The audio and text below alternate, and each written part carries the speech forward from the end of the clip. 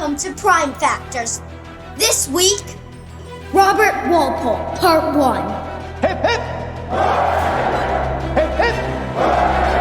Hip, hip!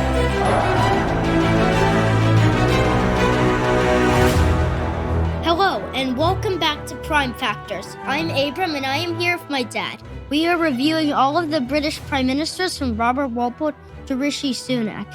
This is episode 1, Robert Walpole. Actually, it's Robert Walpole Part 1. Normally, we don't plan to do this as multi-part episodes, but Walpole, being the first, is such an important figure and has so much written about him. We also have a lot of ground to cover as he is the longest-serving prime minister. But that's not going to really come into effect till Part 2. Well, we're not going to make it all the way to when he's a prime minister today. We'll stop right as he's becoming prime minister. Uh-huh. Are you excited? Yep. Well, I'm glad. I want to thank again our inspirations, Totalis Rankium and Rex Factor. We love your podcast, and imitation is the sincerest form of flattery. Besides, some parents build tree houses with their kids, but I'm doing a podcast instead. I'm not really good with a hammer. It's really kind of the same thing, except one of them involves more ladders, and I'll let you figure out which. If you missed our episode 0, we've already talked about the history of Parliament, and we only made a few embarrassing errors, so point those out if you like. Otherwise, we'll keep going. I like that there are two British guys talking about U.S. politics, or two Americans talking about British politics. If two Americans are talking about British politics, do you think we know more or less than two British people talking about American politics? Definitely less, because they're historians. We just decide to do this because we like prime ministers. They like presidents, I guess, and Roman emperors. We should definitely say Totalis Rankium likes Roman emperors. Their name's even based off of that. We are going to start before the beginning. So we're not going to start with Robert Walpole. We are going to start with his grandfather. And his grandfather was named Edward Walpole, and he was born in 1621. Now, they were already part of a prominent family in Norfolk. Do you know where that is? Yeah, it's sort of on that weird bump on England's coast. The weird bump on England's coast. Well, I have a map here, which I can show you, and it is indeed in the weird bump on England's coast. Have we now offended all of our British listeners already? I'm not Maybe. entirely sure. Hopefully not. The Walpole family at that point was already pretty prominent, but Edward gained a bit more standing when he married a woman named Susan Barkham. Susan happened to be the daughter of a prominent London businessman who had previously been the Lord Mayor of London in 1621. This was a great match. They were rich. Walpole wanted to be rich. It all worked out for them. And that he was even able to ride this status to become a member of Parliament. He was elected for King's Lynn, which is in Norfolk, in the Convention Parliament of 1660 and the Cavalier Parliament of 1661. I don't know if you remember, but the Convention Parliament, that was the one right after the Long Parliament. So we're talking about the one that re-established Charles II and the monarchy. So Edward Walpole's son was Robert Walpole, but not the Robert Walpole that you're thinking of. We're going to call him Colonel Walpole. Colonel Walpole was probably in the military, but I wasn't able to find any records one way or the other of whether he was in the military or what he served. It could have just been an honorary title, but he was definitely locally prominent. He was even the deputy lieutenant for Norfolk County. That's kind of like the vice president of an English county, and that sounds pretty important. I have no idea how important it is. Except it doesn't, because vice presidents don't do anything in the U.S. That's true, but they probably don't do that much here. Especially for a county, but it made him sound important. This Colonel Walpole, Robert, had 19 kids, but only 9 survived to adulthood. And our Robert Walpole is the 5th kid. He was also a member of Parliament. He was elected as a Whig politician for Castle Rising in Norfolk and remained a MP up until he died. So right now, Robert Walpole, the future prime minister, had a great-grandfather that was the Lord Mayor of London, a grandfather who was an MP from King's Lynn, his father was an MP from Castle Rising, and he was already in a pretty prominent and politically active family, even from this very early time. Robert Walpole was born August 26, 1676. As we've already said, his family was well-connected, but they weren't that wealthy. He was not what you would call an aristocrat. Colonel Walpole was more of an intellectual. He liked to collect books. He was active in local politics. Even though he wasn't that rich, he was still able to buy up land and increase his territory, increase his holdings. In 1689, when Robert was just 13, his father was elected as one of those MPs from Castle Rising. But it's not exactly a democracy. How it worked there is the Castle Rising was what they called a burgage borough. The winner of an election there is going to be decided only by a small group of landholders that have certain parcels of really special land. Colonel Walpole had been buying up those parcels of land to ensure that he would be able to have enough of those to be elected. This wasn't unusual for the time, but it's not exactly how we would consider democracy. Robert Walpole was taught first at a private school in Norfolk, and then he entered Eton College in 1690. Many famous people went to this school. Like, it's basically a school for rich, famous people. Who weren't famous yet, I assume. Who weren't famous yet, but they would become famous, right? You'd make connections, you'd hire your friends. It even happens today. It's just not a good thing. He then went to King's College in Cambridge in 1696. Not our Cambridge, but the other Cambridge, the also important Cambridge. If you want to know the Cambridge we're talking about's the one with Harvard. You probably don't know Harvard isn't in Boston. I think most people know Harvard, but I think you're right. They probably think it's in Boston, but Cambridge It's in Cambridge, trust us. Robert Walpole had planned to enter the clergy, right? So he was not the first son. At the time, he wasn't going to inherit the land. Maybe he can become a bishop, have a pretty easy life being a bishop in the Anglican Church. Unfortunately, when he was 22, both of his brothers had died.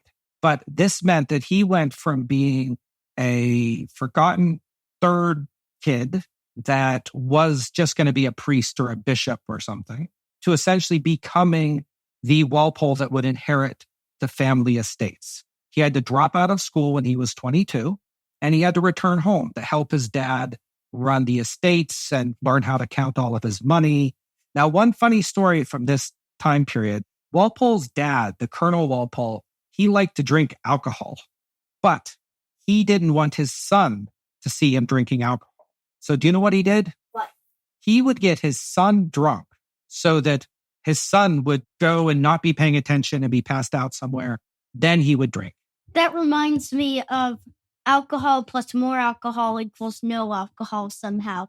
Do you remember that with Johnson in his speech?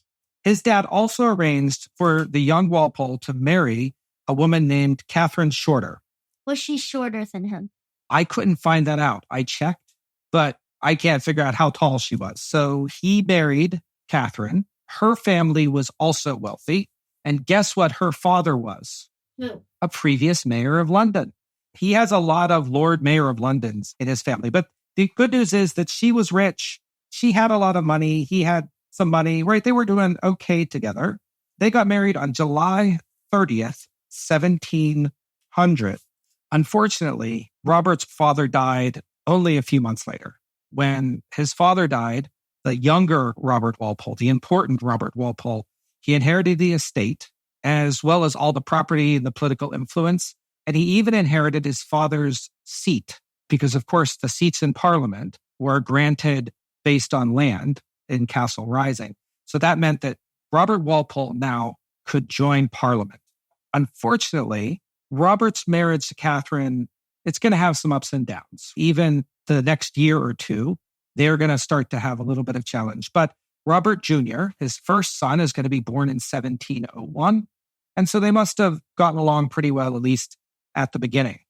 But when Robert Walpole went to Parliament, the first time he gave a speech, it was apparently a very bad speech. Walpole's speech was so bad, one of the other MPs, they don't name him, so that means that probably isn't even real. One of the other MPs remarked, quote, "You may applaud the one and ridicule the other as much as you please, but depend on it, the spruce gentleman who made that speech, a speech that was good, will never improve, but Walpole, who had just made a speech that was bad, will in time become an excellent speaker." Apparently, it was obvious, even in the beginning, that he would eventually become a good orator. I don't think that's true. I don't think that's true. This is coming out of a biography of Robert Walpole that was written in the late 1800s. And quite frankly, the biography really acts like he walked on water. And I'm reasonably sure he didn't walk on water. Yeah, that was one of our biographies, but it's biased.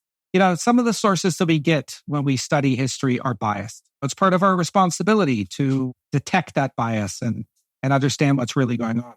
This early period in Robert Walpole's life was marked by money trouble. Money. Colonel Walpole, The one who died, he liked to spend money. And he had actually spent a lot of money in order to buy up the land so that he could become an MP in Castle Rising. The younger Walpole also liked to spend money. All of the money that his wife brought in as part of the dowry, they spent it on the wedding.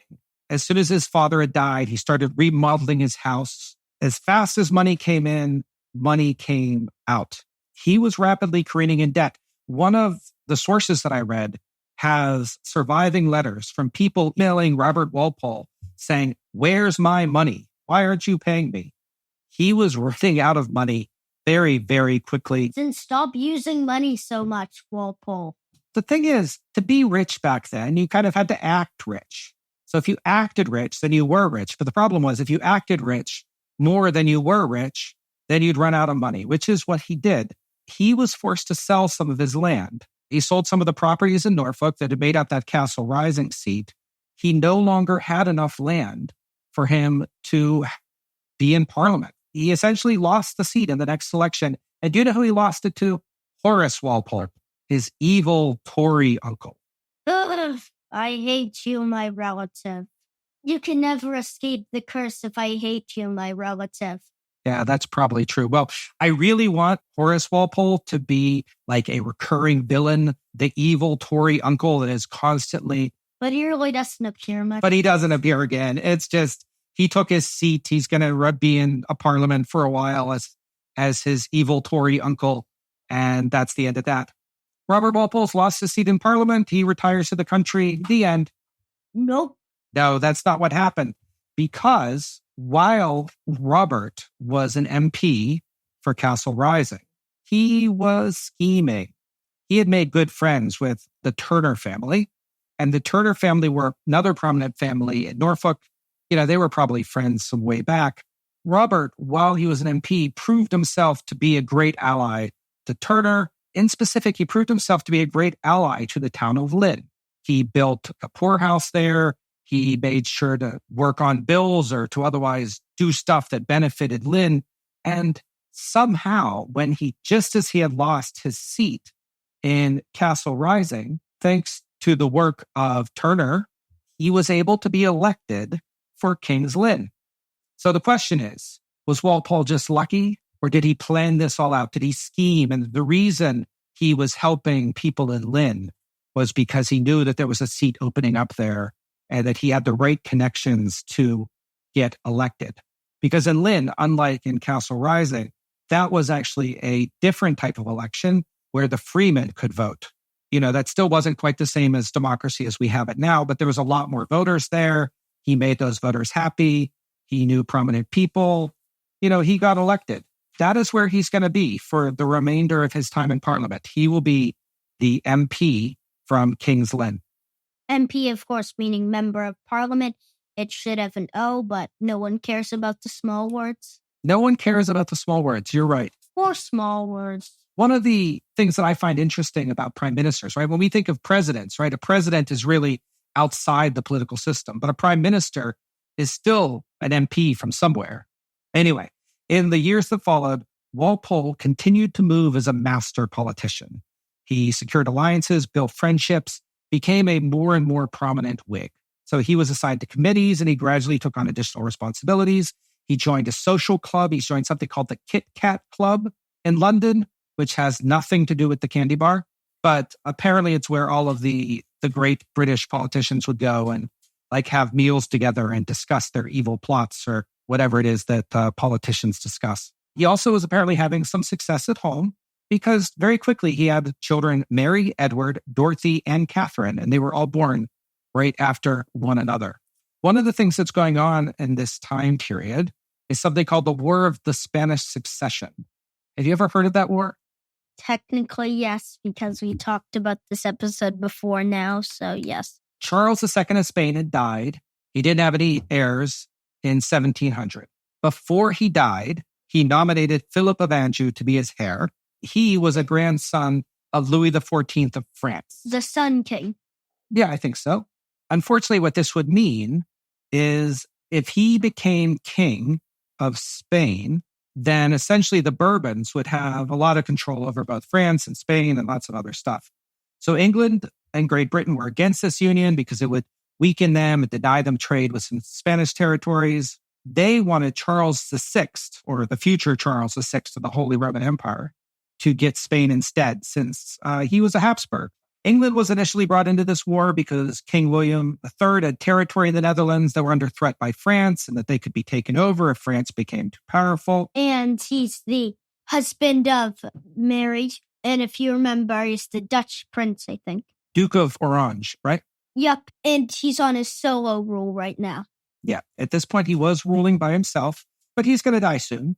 Anne is not going to have the same personal interests, but she wanted to maintain alliances with Protestant countries, so they were still interested. Now, a lot of things happen. We're not going to go to this war in detail, but we're going to say two things. First, that the Whigs tended to be pro-war. They wanted to restrict Catholics, and they wanted to sort of fight against their longtime enemy. And that's what France. Walpole wanted, right? Because he's a Whig. Does that mean he has a Whig? Probably. I don't know that those two things are connected, but a lot of people had Whigs back then. Yeah. In contrast, the Tories tended to be anti-war or less pro-war. They didn't want to see the country fighting. While the war was very popular in the beginning, over time, the war became much less popular among the people in England. Walpole, continuing to rise, he was a prominent politician. He became the Secretary at War in 1708. That's like his highest job yet. And he was responsible for the financial and organizational management of the war effort. It's not exactly like the Secretary of War. It's more of an administrative job. So it's not like the American version of it. And then he was later promoted to Treasurer of the Navy. And that gave him access to more money and the ability to sort of grease some palms. Walpole was a great administrator, but he was not afraid of utilizing his influence and money to get something now and then. And his wife, who really liked fancy things, and he was even able to use some of his connections to smuggle in alcohol and other contraband goods that he weren't supposed to be able to import. And he used it for himself, and maybe he gave some of it to his friends. The thing is, the war wasn't that popular. Now, go to 1709. The war is still on. Walpole is the Secretary at War. But something happened in London. That is a preacher doctor called Dr. Henry Sacheverell, what they called a high church Anglican. He believed very much in the supremacy of the Anglican Church. He didn't like all these other Protestants around. He gave a couple of really important speeches, and those speeches were written down, and then they were distributed around London. But these speeches basically were not only anti-war, not only were they anti-Whig, they also were about the centrality of the divine right of kings. So essentially what this doctor was saying is we didn't have any right as subjects to contest what was going on with the kings or to contest whatever a king would say. What he was kind of getting at wasn't just that the Whigs are currently wrong. Maybe William and Mary were wrong too. What right did we have as subjects of the king to kick out James? Does this get into the Jacobite stuff? This does get into the Jacobites. So essentially, he was not saying that the Jacobites were right. He was being very careful in what he was saying and not saying, but he was strongly implying the country needs to follow its king as set down by God, and that maybe William and Mary weren't the rightful kings. This message got around. A lot of people were listening.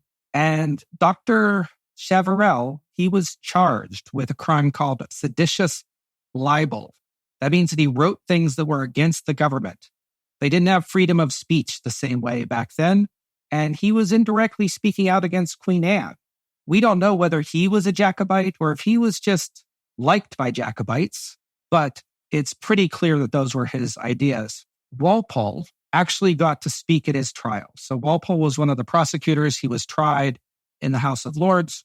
And he said, quote, "If the doctrines advanced by Dr. Sacheverell are not criminal in the highest degree, it will follow that the necessary means used to bring about the revolution were illegal, and consequently that the present establishment and Protestant succession founded on that revolution are void and of no effect." In other words, if he's right, the only conclusion is that the Jacobites are right and Anne shouldn't be queen, and we all know that Anne, she should be queen.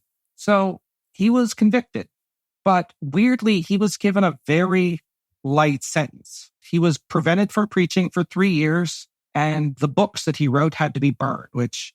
How is that a light punishment? Because it didn't involve death. He wasn't killed. He wasn't locked in the tower. He just don't talk to anybody for a while, and all of your books get to be burned. But the thing was, this was kind of like the trial of the century. There were a lot of people that were very sympathetic to Dr. Sacheverell, including in the House of Lords. Maybe people were sympathetic to the Jacobites, and this was a little bit scary. In the election of 1710, the Whigs lost their seats. The Tories were able to win the election of 1710 on the backs of this trial, on the backs of everything that had gone on, and they were in control of the government. So you're right that we're not going to have a Tory prime minister for a while. We're going to talk about why that is. But as of right now, 1710, 1711, the Tories are in charge. If somebody else was writing the history books, the Tories might have been the first prime minister. This whole period is called the Tory Revival. It was caused by the trial, but it was also caused by the fact that the war was very unpopular. The Whigs liked the war. The Tories didn't like the war. And because the war was unpopular, people voted for the party that didn't like the war. The Tories had the House of Commons. One of their first acts was to try to set up a peace treaty.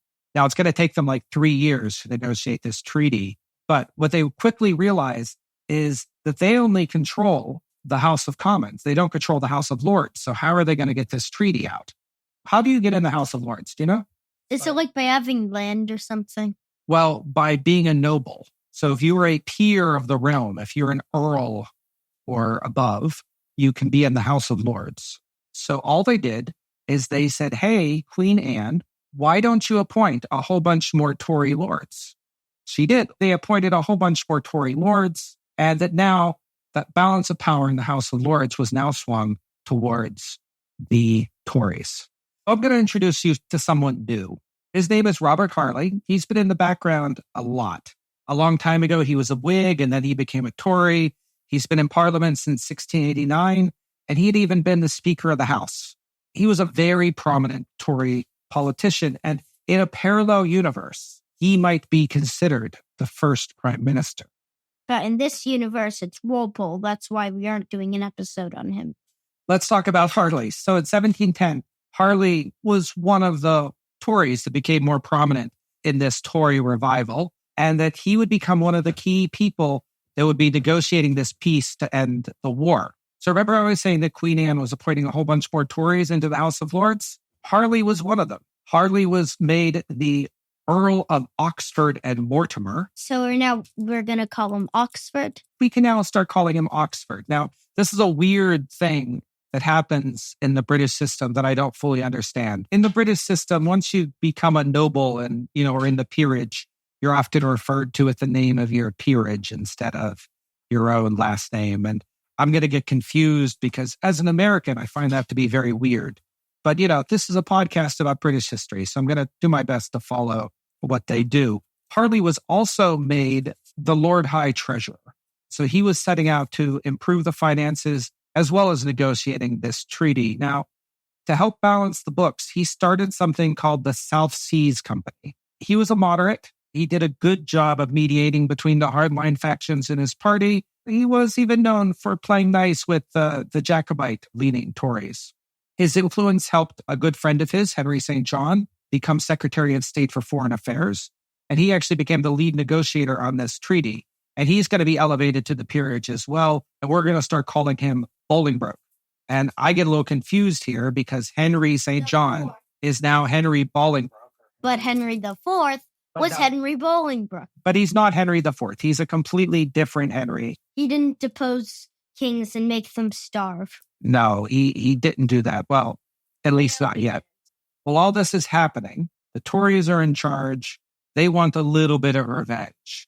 And one of the things that they claimed was going on when the Whigs were in charge was that the Whigs were corrupt and that the Whigs... Walpole was corrupt. Well, Walpole certainly skimmed a little bit here and a little bit there. And the point is, the Tories, now in charge, decided that they were going to investigate the people that had run the previous government. And one of the people that they investigated was Walpole, because they thought that maybe he had been doing all those things, which we just mentioned. He was convicted. He was sentenced to the Tower of London in 1712, and he only ended up serving 6 months. The thing about being a prisoner in the Tower of London, at least a high-born prisoner like this, is that he was living in pretty much luxury. He was still a prisoner, but he was allowed to hire his own staff, furnish the room. It was basically not prison. Well, not prison how you think of it. Jail isn't jail if you're wealthy, and he used that time to connect with his allies and write pamphlets and things like that. During this time, Harley actually was having his own problems. An assassin tried to kill him in 1712, and he was saved by Jonathan Swift. So in 1713, there was another election. And guess what? The Tories won an even larger majority. It was pretty clear at this point that the country really was taking an anti-war bent, and that things like Walpole's trial was really liked by the people in England. Walpole, out of the Tower of London at this point, was allowed to run again. By the way, he was kicked out of Parliament when he was convicted. I think that was obvious. He can't be in Parliament and the Tower of London at the same time. They kicked him out, but they didn't say he couldn't come back. So he ran for election again in 1713, and he was brought back. This is the Parliament that finalized something called the Treaty of Utrecht. And in this treaty, the War of the Spanish Succession was over. Britain got Gibraltar, Minorca, Newfoundland, Nova Scotia. They got the Hudson Bay Territory back. They got St. Kitts. And they got the right to sell things into Spanish territory, including African slaves. In the end, Philip of Anjou became Philip V of Spain. He got to keep the Spanish crown in exchange for renouncing his claim on the French crown. When all of this happened, there were parties, there were fireworks across London, but Queen Anne was not able to attend them because she was, at this point, getting very sick. So that's Harley. You mean? Oxford. But I'm going to interrupt again to introduce another new character. This is Charles Townshend. He was originally a Tory and then became a Whig. So it's kind of like how confusing. The opposite. Yeah, people change parties. It's weird. A long time ago, he had married a woman named Elizabeth Pelham, and she had a few brothers, but two of them that you might have heard about, Henry Pelham and Thomas Pelham Hull. Let's put a pin on both of them for later. You could probably guess what positions they both had. Yeah, well, we'll get there. But bad news. What? Elizabeth Pelham died. Charles Townshend married again. He married Dorothy Walpole, Robert's younger sister. So now there was this political alliance between the Walpole family, the Townshend family, and the Pelham family. And this political alliance is going to last for a very, very long time. It's now 1714, and Anne is in very poor health. At this point, Oxford and Bolingbroke were now not in agreement. Oxford was a moderate. He believed in the Act of Settlement that was passed that would make George the king. But Bolingbroke, either officially or unofficially, loudly or quietly, Bolingbroke seems to have been a Jacobite, that he was working at this time to put his men into key positions in the government and key positions in the military. There was even some talk that maybe James Stewart could just claim to be Anglican for like an afternoon, take communion once, and that they would use that as a pretext for allowing him to secede after Queen Anne died. Oxford really didn't move against Bolingbroke. Really, at the end, this whole thing just led into a complicated disaster. Queen Anne lost confidence in Oxford. She removed him as Lord High Treasurer. And suddenly, Bolingbroke became the most powerful Tory in Parliament. He might have been able to act. He might have been able to arrange for James Stewart to come back, but Anne died only 5 days later. He didn't have enough time to put in motion any conspiracies that he might have been thinking about. Bolingbroke wrote, quote, What a world is this? And how does fortune banter us? I have lost all by the death of the queen. His plan was foiled. She died too fast. And George I ascended to the throne. Starting to get very interesting. George, he didn't arrive in England until September. But if the Tories in Parliament were worried about how they would be received by the new king, they were right. George saw the treaty that Oxford and Bolingbroke had negotiated in the War of Spanish Succession as a capitulation against his own dynasty. He immediately snubbed the two of them. He appointed a different person, Charles Montague, as First Lord of the Treasury. He was starting to build up his own counselors. Whether it was because Robert Walpole had spent his time in the Tower of London, or it's just because of his own political skills and ambition, he was suddenly at the top of his game again. George actually appointed Walpole pretty much immediately as paymaster general. So this is another financial role where Walpole can find ways to import stuff, I guess, or whatever. Be corrupt. I have read that in his time as paymaster general, he was able to corruptly claim what today would be about $1 million in revenue. Of course, that's corruptly, which means... Right. Yeah, I think historians differ as to how corrupt he actually was. Now, Charles Townshend, remember him? That's Walpole's brother-in-law. He was made Secretary of State for the Northern Department. And in the UK system at that time, they had two Secretaries of State. So there was a Northern one and the Southern one. And that he was just responsible for the North. George initially wanted to do a mix, a Tory government and a Whig government kind of put together. But the Tory ministers that he appointed for his Privy Council or for his cabinet positions, they all turned him down. So with a new king, they also had a new election. And in the election of 1715, the Whigs were able to claim the majority once again in the Commons. Now, this weird guy by the name of Spencer Compton, he actually is elected and he's going to be Speaker of the House. Let's put a pin on him. Yeah, definitely let's put a pin on him. I think he's going places. By that, I mean he's going on vacation. Maybe. We'll talk about his vacations soon. This election wasn't entirely fair. I don't think any of the elections that we've seen have been entirely fair, but there was some potential vote rigging. Supposedly, some winning Tory candidates were disqualified and denied their seats in order to make sure that the Whigs maintained a majority. I don't know how many. I don't know if that was enough, but certainly there seems to have been a little bit of this chicanery going on. Ongoing tensions with the Jacobites caused Parliament to look closely at the Jacobites that had been Queen Anne's government. Walpole himself got to lead a secret committee to investigate the actions of the previous administration. Bolingbroke, realizing that he was probably going to be arrested, snuck out of the country and went to France. This is not going to be the last time we hear of him, but he's going to be hiding in France for a little while. Oxford was arrested, put on trial, and locked in the Tower of London for 2 years. I hope he got to hire his own servants and make his own food because he was pretty rich, right? Yeah, how come Bolingbroke escaped, but he didn't? Bolingbroke went to a play at a theater in London, was sitting watching the play. In the middle of the play, he gets out of his seat. Maybe he had to go to the bathroom. He goes, changes his clothes, dresses as like a common worker, and sneaks out in the middle of the play. He doesn't even get to watch the end of the play. He sneaks out and manages to get a carriage that takes him to a boat, and the boat takes him to France, and he successfully escapes from being put on trial by Robert Walpole. Yeah, but how come Oxford didn't?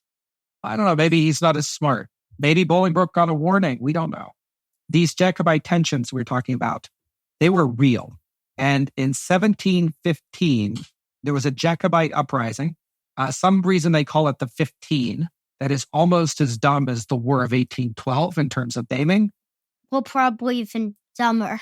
Maybe dumber. I mean, it's literally just the 15. There could be 1915. It could be 1815. Could be a Roman war in just 15 or 115. But at least 1812, you know it's 1812. Still, it was called the 15, and there was a rebellion in Scotland, parts of England. But let's just say a couple things. First, they managed to pretty much capture Scotland. They had gotten so far along that so-called James III even went to Scotland to help lead the troops up there. But he was too late, and actually he only left a month later. In the end, 7 members of the House of Lords, 1 MP from the House of Commons were found to have participated, amongst many other less important people. And Walpole pushed hard for trials. I think at this point, he remembered, he was put on trial. He was put in the Tower. He just got Oxford in the Tower. So Walpole pushed for trials. A lot of those lords were convicted. King George really didn't want to execute them all. Some of them were given clemency. Some were executed. One escaped out a window, I think. The point is, there was a real threat. George coming to the throne really revealed just how powerful the Jacobites still could potentially be in England, and they're going to come back again. During this 1715 uprising, one important thing happened, and that is that Robert Walpole was promoted to become the First Lord of the Treasury. Now, this is the position that Harley had, amongst others. You mean? Oxford. But this will be the position that eventually becomes equated with prime minister. So some people think that maybe Walpole was first prime minister in 1715, but we're not going to say that. We're going to say he was first prime minister in 1721, because he's not going to hold on to it. The Whigs were now completely in control of government. They were very afraid of the Tories. What do you do when you're afraid of your political opponent? What? You try not to have elections. So the Whigs passed a law called the Septennial Act in 1716, and this act meant that they didn't need to have as many elections.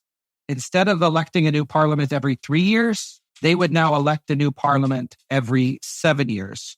This would mean that the Whigs had power locked in for longer, and it would make sure that the Tories would struggle even more to reclaim their position in the Commons. But there's one of the crazy things. You know a little bit about the French Revolution, right?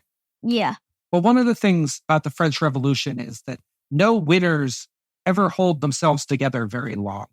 And the Whigs, now completely dominant in Parliament in Great Britain, they started fighting amongst themselves. And that very quickly, there became 2 factions in Parliament, the Walpole-Townshend faction and a new faction, which is going to be led by people called Stanhope and Sunderland. So this definitely reminds me of the half-breeds and the stalwarts of it. Are they going to be like that at all? I don't think they're going to be around quite as long as the half-breeds and the stalwarts. James Stanhope, he was now the Secretary of State for the Northern Department. You remember that Townshend was the Secretary of State for the Southern Department. Generally, the Northern one was considered more important. Sunderland was actually the title name for somebody called Charles Spencer, the Earl of Sunderland. And you might have heard of Spencers. They're still a pretty prominent family in England. Princess Diana was Diana Spencer before marrying Charles. Yeah, this episode's filled with people named Charles. This episode has so many people named Charles. Many people named Charles. What was causing this tension between the 2 factions? Well, it was George I. George wasn't just king of England. His foreign policy in Hanover was starting to affect England. George wanted alliances that would help him boost his possessions there, while Walpole and Townshend wanted to have a more British-centric foreign policy, right? They didn't want their king to be making England do things that would benefit this other German territory. So at any event, at this point, Spain was still angry at losing territory in the War of Spanish Succession, and that the major powers are starting to line up on sides again. George I wanted to ally with Austria, France, and the Netherlands. In the last war, France was one of the bad guys. And now George is like, hey, we should be friends with France. Townshend and Walpole did not want an alliance with France, but Sunderland and Stanhope both were interested in this alliance with France, or at least interested in making George happy. And so the 2 sides almost came to blows. And what ended up happening was that Townshend was fired. So he was fired as Secretary of State. He wasn't doing what King George wanted. And if he wasn't going to do... Walpole? Well, Walpole said, you fired my friend? I quit. Well, he didn't quit Parliament, but he quit the Whig government. So in 1717, Townshend and Walpole both officially left their Whig government to form a temporary, almost party. We call this the Whig split. I don't know if they had a different name, but many of Walpole and Townshend's allies came and joined with them, and that they now started to deliberately make it hard for Sunderland and Stanhope to pass bills. They started voting with the Tories. Even though Walpole was a Whig, suddenly he and his faction were voting against bills that they would otherwise support. Bills that they should like, they were voting against just because they were trying to make it as hard as possible for them to be able to do any work, to pass any bills. So at this point, Stanhope effectively controls the government. George I went on a long trip to Hanover. If you're keeping track, this is another point where they're like, well, maybe Stanhope was the first prime minister. Well, we don't consider that. The other thing is, while this was going on, Walpole started buddying up with... Who? Who is it that doesn't like George I the most? George the... Second? The future George II. George, the Prince of Wales, really did get along with his dad. But one of the things that is true about the Hanoverians is that the fathers and the sons pretty much never get along. So at this point, George II didn't like his dad. His dad liked Sunderland and Stanhope. So George II is going to go pal around with Walpole. George II. Is he too busy in Hanover, though? George I is too busy at Hanover. George II is not busy at Hanover. So this all was... of the Georges, I think, are from Hanover. Yep. This was all against the backdrop of yet another war. There was something called the War of the Quadruple Alliance. Spain fought to reclaim their lost territory. Walpole, despite being against that alliance, England or Britain went into the war on the side of France and Austria. We're not going to talk about the war, except it actually went better than expected. The last time they had a war, everyone hated it. The Tories were able to gain control. But this time, people didn't seem to hate the war as much.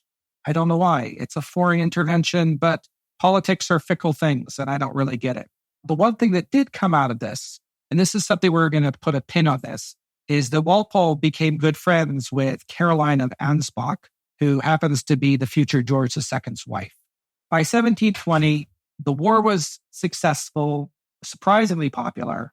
Walpole's whole grandstanding and dividing the Whig party wasn't really accomplishing anything, and he pretty much just gave up. He pretty much said, okay, fine, I'm going to go back into the government. I'm going to join back up with you. But he had really good timing. Do you remember that South Sea Company the Tories had started back in 1711? Mm-hmm. That was still running in 1720, but it had a pretty big problem. The problem with the South Sea Company is that they weren't making that much money.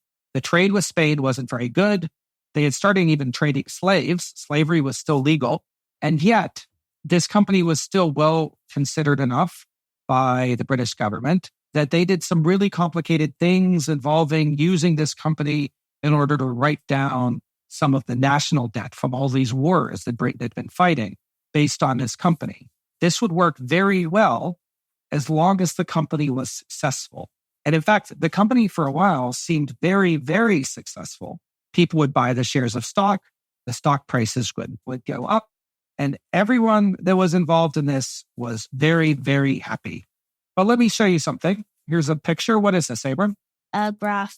Do you know how to read a graph like this?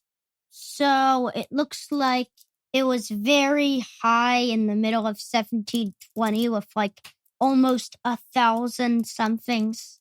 1,000 pounds, I assume. Yeah. The graph starts over here in 1719, and it's a little bit above 100. A lot of people had bought stock right here, where it was a little bit above 100. Because more and more people kept buying the stock price went up. It went up almost to 1,000. The problem is the company wasn't making any money. There was no reason for the stock price to go up like this. It was all a confidence trick in a way. Even prominent people like King George himself, like Sir Isaac Newton, invested here. Yeah, yes, he was still alive at this point. He was still alive. Even though he's famous for being in the 1660s, he lived long and he was in his 20s at that point. Well, he wasn't in his 20s now. Yes. Now he's like in his 70s, but he's lucky that he lived long. Now, something really lucky happened. See up here near where it said 1,000? Robert Walpole, for reasons that I'm not entirely sure. Good luck. Maybe he knew something was going on.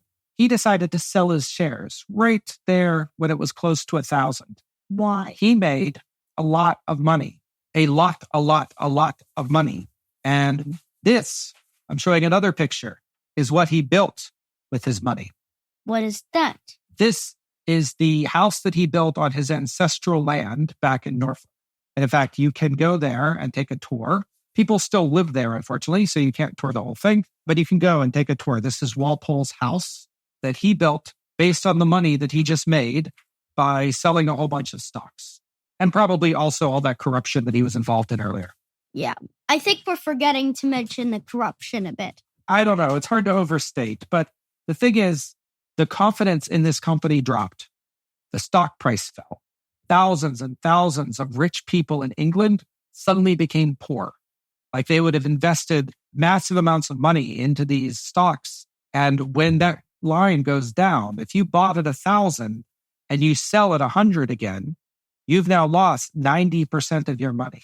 This crashed. Not only did it crash for the investors, this is also how England was trying to write off some of its debt.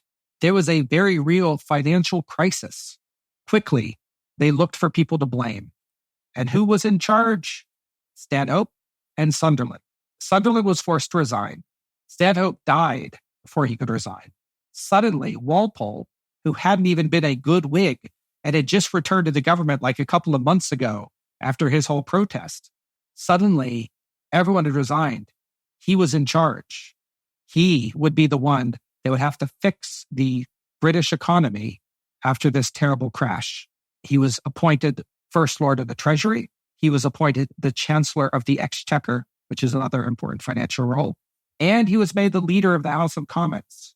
This moment when Walpole, out of nowhere, secures 3 major positions, as well as the ear of the king, and told, please fix this, please. This is the moment where most people think that Walpole became the first prime minister. I'm going to leave it there for today. Abram, how you liking this guy so far?